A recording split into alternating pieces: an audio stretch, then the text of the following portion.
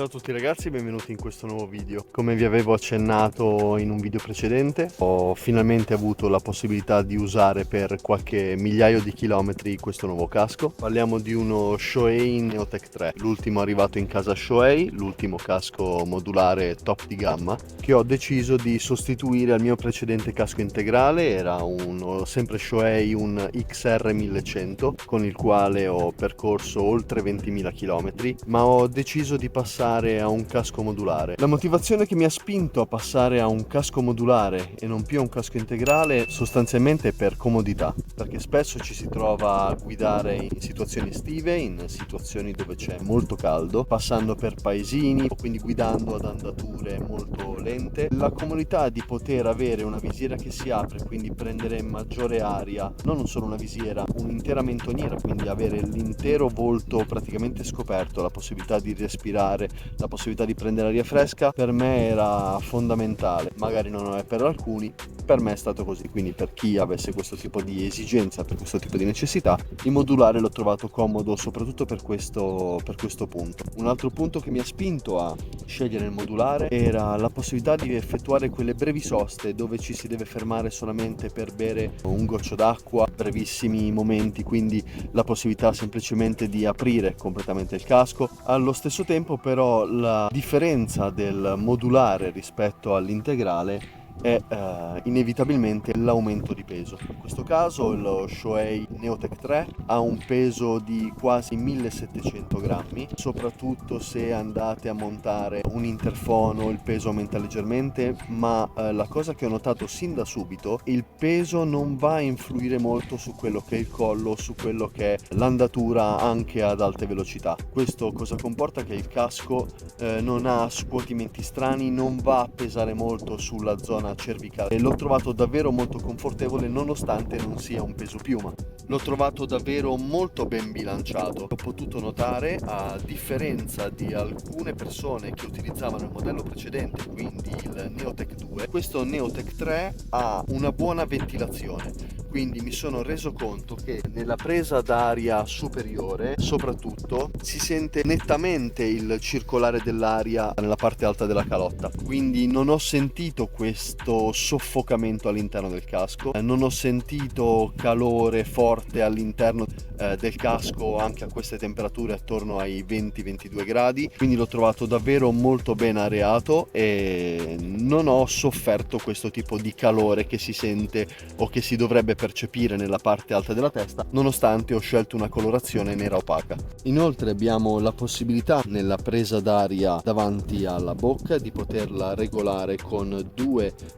click, completamente chiusa, semi aperta e completamente aperta. Questo aiuta moltissimo il passaggio dell'aria all'interno della bocca. Poi utilizzando anche la visiera Pinlock in queste giornate dove addirittura c'è stato un po' più freddo, parliamo quindi di temperature la mattina attorno agli 8-10 gradi, dove generalmente si verificano delle situazioni di appannamento, ho potuto apprezzare il lavoro del Pinlock che si comporta egregiamente. Per quelli come me invece che utilizzano gli occhiali da vista, l'unica cosa che mi ha dato un po' noia era l'appannamento, ma non della visiera, bensì l'appannamento degli occhiali. Pertanto ho dovuto necessariamente aprire di un click la visiera, che ha la possibilità di essere completamente agganciata con questo click,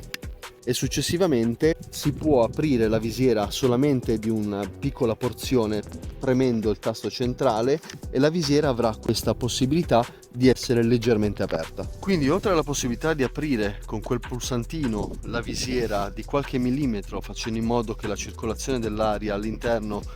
sia favorevole, quindi eviti l'appannamento degli occhiali, l'apertura e la chiusura della visiera l'ho trovata molto confortevole. Non è per nulla rumorosa, il movimento è davvero molto burroso, se così vogliamo chiamarlo, quindi davvero un bel movimento, cosa che ho potuto apprezzare anche nello Shoei precedente, anche quindi nell'XR 1100. Il sistema di sgancio della visiera è davvero semplicissimo, sempre come sistema Shoei avete la possibilità di abbassare le levette destra e sinistra, di conseguenza sganciare la visiera per poterla magari cambiare con una visiera a specchio, una visiera scura, insomma quelli che sono i vostri gusti, o eventualmente anche per andarla a sostituire sempre con la visiera trasparente qualora si dovesse graffiare o danneggiare.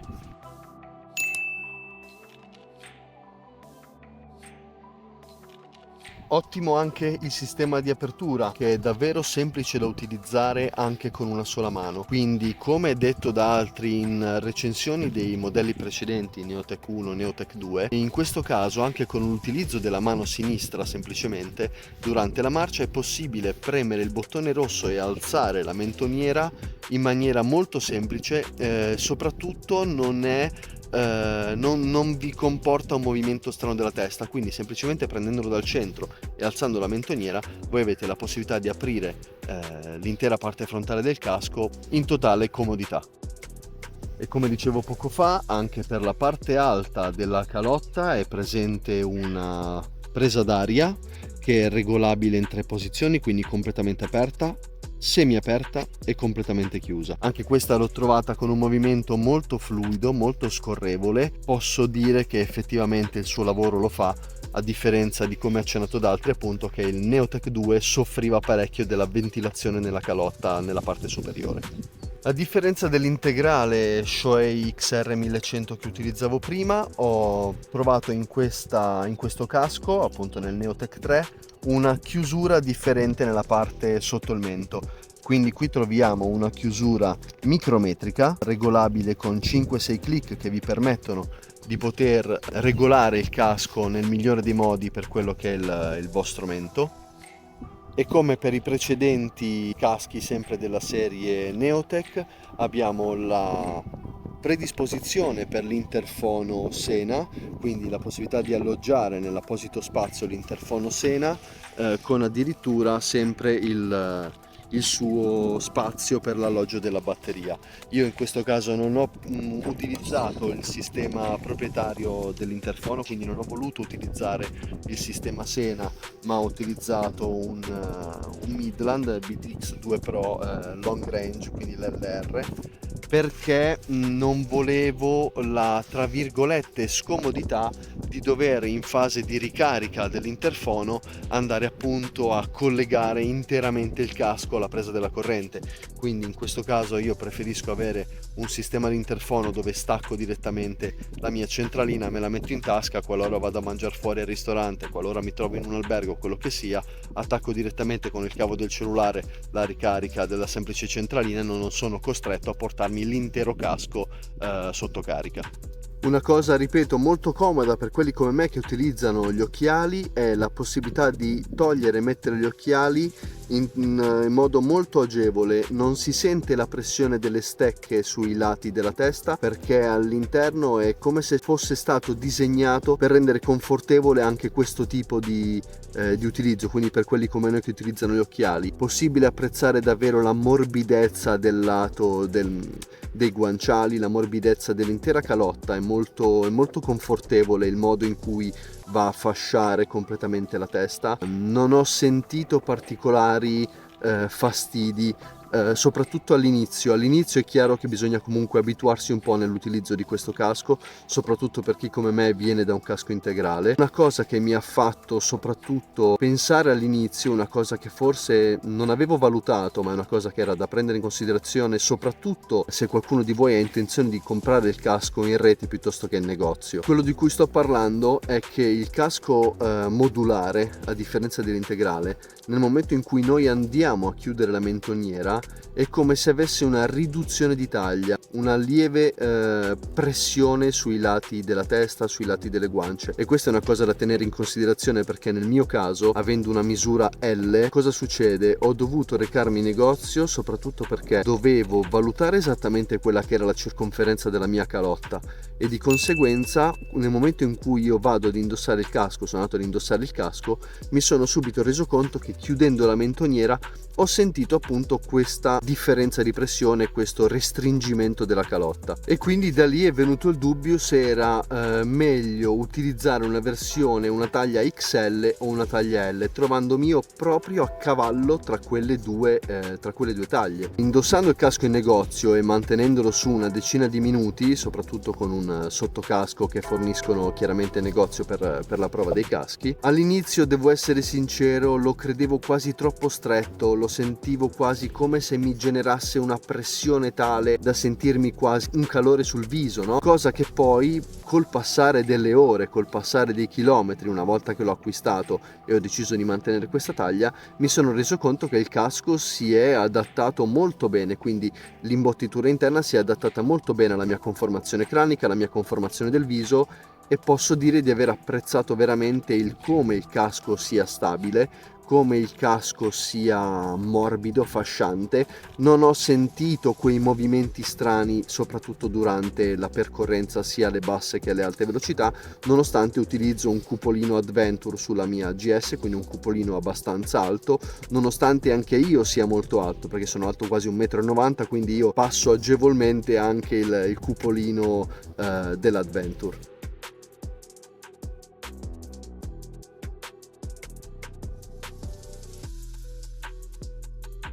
Come vi spiegavo poc'anzi, la chiusura della mentoniera molto agevole, quindi anche con una semplice mano. Io adesso in questo caso ho il microfono dell'interfono, che quindi potrebbe generare fastidio con quello che è il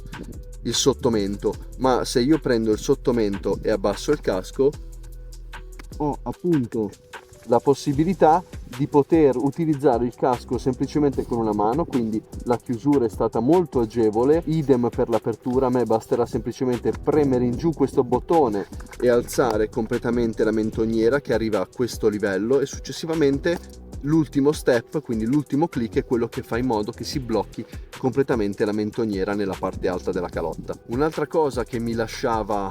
un po' perplesso, non avendolo mai avuto sul casco integrale, perché utilizzavo una visiera trasparente o una visiera nera durante l'utilizzo, quando sapevo di dover usare solamente la moto nei periodi di sole, quindi durante il giorno e mai durante la notte, era appunto il visierino che fa da lente solare. Io ero un po' dubbioso, devo ammetterlo, perché non è un sistema che mi è mai piaciuto, ma in questo caso mi sono dovuto ricredere, perché ho visto innanzitutto che non vi è una deformazione da quella che è la visuale, quindi nel momento in cui si abbassa il visierino non si evidenziano particolari sfocature o sformature date dalla lente, anzi è come se si ha indosso un paio di occhiali da sole. Quindi alzando il bottoncino presente sul lato sinistro è possibile abbassare il visierino, che con mia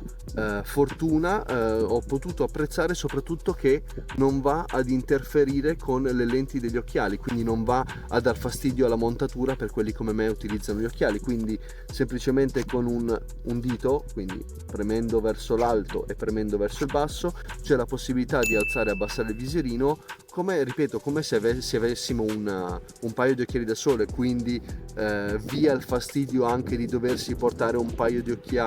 da sole graduati per giunta, quindi togli gli occhiali, metti gli occhiali da sole, insomma anche questo fastidio ho potuto risolverlo con l'utilizzo di appunto questo casco modulare. Molti evitano il casco modulare perché il casco modulare ha i rumori, il casco modulare è molto rumoroso, il casco modulare è pesante, il casco modulare... Allora, io voglio capire una roba. Per quello che riguarda la rumorosità del casco, ok? Parliamo di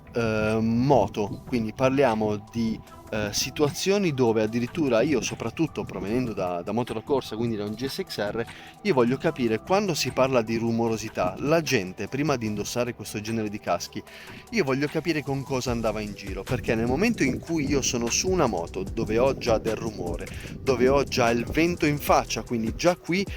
utilizzando appunto un GS con un cupolino Adventure, quindi una grandissima protezione dell'aria, semplicemente abbassando lievemente la testa, per me che sono 1,90 m e quindi io il cupolino lo supero davvero di tanto, quindi nonostante sia molto protettivo dall'aria, ho comunque dell'aria che mi arriva sul viso e semplicemente, ripeto, abbassando la testa leggermente, quest'aria mi passa sopra e quindi non sento tutto questo vento che viene appunto tanto decantato come rumorosità del vento e quant'altro. Io voglio capire dove si parla, quando si parla di rumorosità di un casco,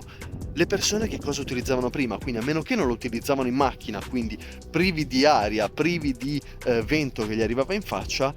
io non posso dire che questo è un casco rumoroso. Ripeto, qualsiasi casco diventa rumoroso se la moto che andiamo ad utilizzare non offre una grande protezione dall'aria sul volto. Pertanto questa rumorosità per me è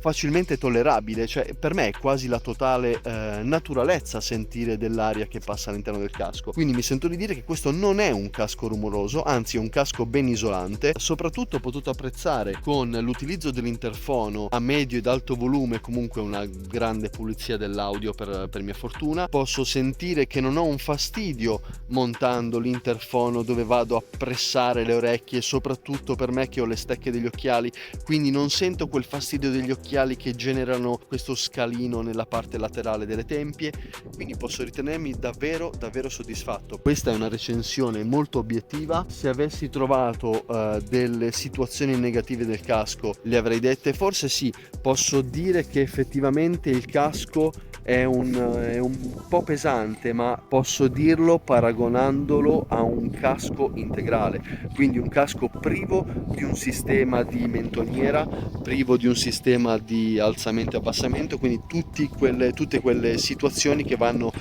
per forza di cose ad aumentare il peso del casco in sé. Quindi queste sono le mie considerazioni personali. Ho voluto, come ripeto, recensire in modo obiettivo il casco per l'acquisto che ho fatto.